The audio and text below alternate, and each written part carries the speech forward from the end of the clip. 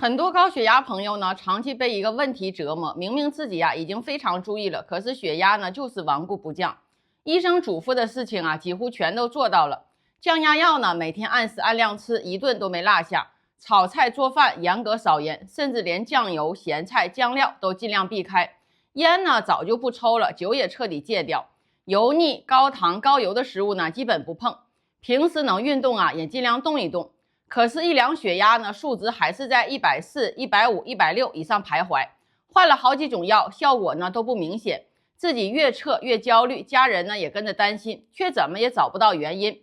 如果你也属于这种情况，先别急着怀疑药不管用，也别觉得自己体质特殊。真正导致血压顽固难降的原因呢，很可能不在白天，而在你每天晚上睡觉的时候。白天呢做的再标准、再规范，只要晚上睡眠里有一个问题没解决，白天所有的努力呢，都会被悄悄抵消掉。先讲清楚为什么晚上睡不好，白天血压呢就降不下来。我们呢先了解一个最基本的生理常识，正常人的血压晚上呢是会自动下降的。人在睡着以后呢，身体进入休息状态，心脏负荷减轻，血压呢会比白天低10%到20%，形成一种勺形的血压曲线。这个夜间下降对血管呢特别重要，相当于让心脏和血管呢好好休息一整晚，缓解一整天的压力。但是有一类高血压人群呢完全不是这样，晚上睡觉血压不降低，反而升高，或者一直呢维持在白天的高位。这就意味着你的心血管系统24小时连轴转，从来呢没有休息过。长期这样下去血管呢会一直处于紧张收缩的状态，慢慢变硬变脆，弹性呢越来越差。血管一旦僵硬，对降压药的反应呢就会变得迟钝，药吃进去效果呢大打折扣，最后呢就变成了顽固性高血压。而导致夜间血压失控、血管一直加班的最主要原因就是睡觉打呼噜，并且伴随呼吸暂停，也就是医学上说的睡眠呼吸暂停综合征。一定要纠正，呼噜越响真的不是睡得越香。生活里很多人呢都有一个错误观念，打呼噜声音大说明睡得沉睡得香，这是一个非常危险甚至会耽误病情的错误认知。真正有风险的呼噜有2个非常典型的特点。第一，呼噜声特别大，隔着房门呢都能听得很清楚。第二，打着打着声音呢会突然中断，安静10几秒，然后呢突然一声很大的喘气，呼噜才继续。这个突然的安静呢不是睡得安稳，而是气道呢被完全堵死了，吸不进一点氧气。你可以这么简单理解，人的咽喉部位呢没有骨头支撑，全是软组织。人平躺睡着之后全身肌肉放松，舌根和软腭呢会往下坠，把气道压扁堵死。这几秒钟里呢，空气进不去，身体处于短暂窒息的状态。虽然你在睡觉没有明显感觉，但身体内部反应非常强烈。氧气进不来，血液里的血氧浓度呢快速下降。大脑立刻察觉到危险，以为人快要窒息。大脑马上发出紧急信号，让心脏跳得更快，让血管剧烈收缩。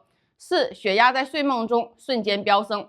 最可怕的是，这种憋气、缺氧、血压升高、勉强喘气缓解的过程，一晚上呢会重复几十次，甚至上百次。你以为呢自己睡了一整夜，实际上你的心脏和血管一整晚呢都在反复受刺激，反复高压冲击。白天吃的降压药，药效呢撑不过一整夜，自然压不住夜间突然升高的血压。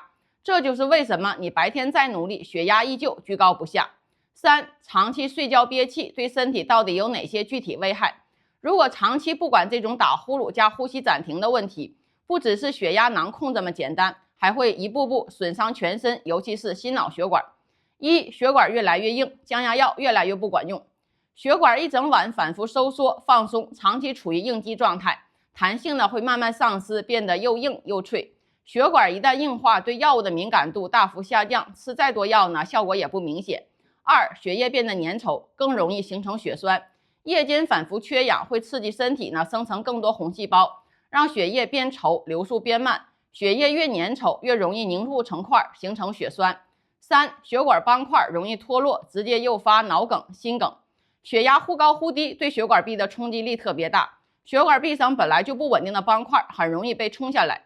这些斑块呢随着血液流动，堵在脑血管呢就是脑梗，堵在心脏血管就是心梗，都是危及生命的急症。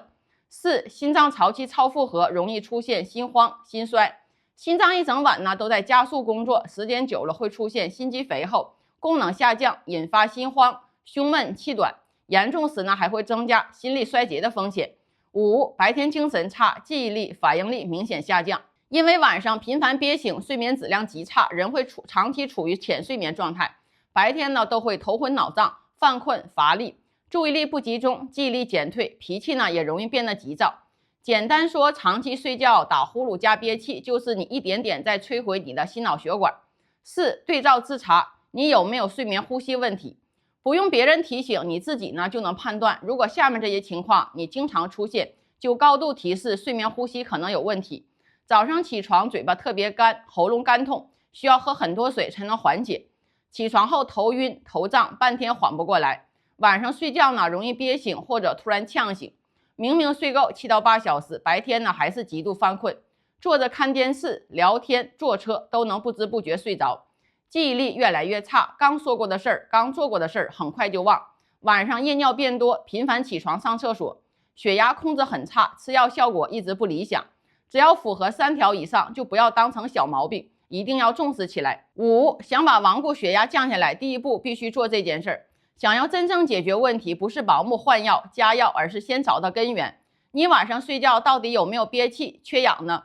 最准确、最科学、最靠谱的方法只有一个，去医院做睡眠呼吸监测。很多人一听检查呀就紧张，其实这个检查呢非常简单，完全无创。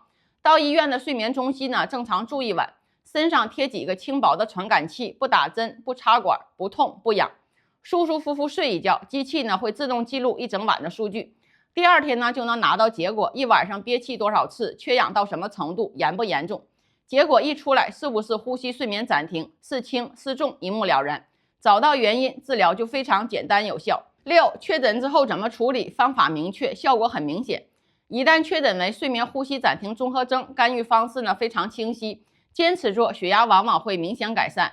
1. 使用家用呼吸机，最核心、最有效，这是目前首选也是效果最稳定的方法。呼吸机呢会在你睡觉的时候会送出一股温和持续的气流，像一个无形的支架，把塌陷的气道撑住，保证一整晚呼吸通畅，气道不堵，缺氧立刻改善，夜间血压呢自然平稳，白天降压药的效果呢也会明显提升。2. 控制体重，重点减脖子上的脂肪，脖子粗脂肪厚会直接压迫气道，让狭窄呢更严重。只要体重降下来，脖子维度变小，打呼噜和憋气呢都会明显减轻。3. 尽量侧着睡，不要平躺。平躺时呢，舌根最容易后坠堵气道，侧睡呢可以有效缓解气道压迫，减轻憋气和呼噜。4. 严格戒酒，少吃镇静安眠类药物。酒精和安眠药呢会让咽喉肌肉更加松弛，加重气道堵塞。高血压人群呢一定要尽量避免。7. 最后提醒一句，你的健康不只是自己的事儿。很多人觉得打呼噜呢是小事，忍一忍就过去了。但对于高血压人来说，夜间缺氧就是让血压失控的最大隐形杀手。你白天辛辛苦苦控盐，按时吃药，坚持运动，如果不把晚上这个问题解决掉，所有的努力呢都可能前功尽弃。更重要的是，你的身体健康不只是对自己负责，更是对整个家庭负责。血压稳住，睡眠踏实，少生病，少住院，在外工作的子女呢才能安心，家里人才能放心。所以呢，别再忽视那一阵又一阵不规律的呼噜，它不是睡得香，而是你的身体呢在深夜里不断发出的求救信号。早一点重视，早一点检查，早一点干预，顽固的高血压呢完全有机会慢慢回到安全范围。好啦，今天的视频内容呢就和大家分享到这儿了，希望大家呢都能身体健康，从这些内容里呢学到实用的健康小常识。本视频内容仅为科普参考，不能替代专业的医疗诊断、建议或是治疗。那么如有健康问题呢，请务必咨询你的医生或是专业医疗人员。我是安兰，咱们下次再见，拜拜。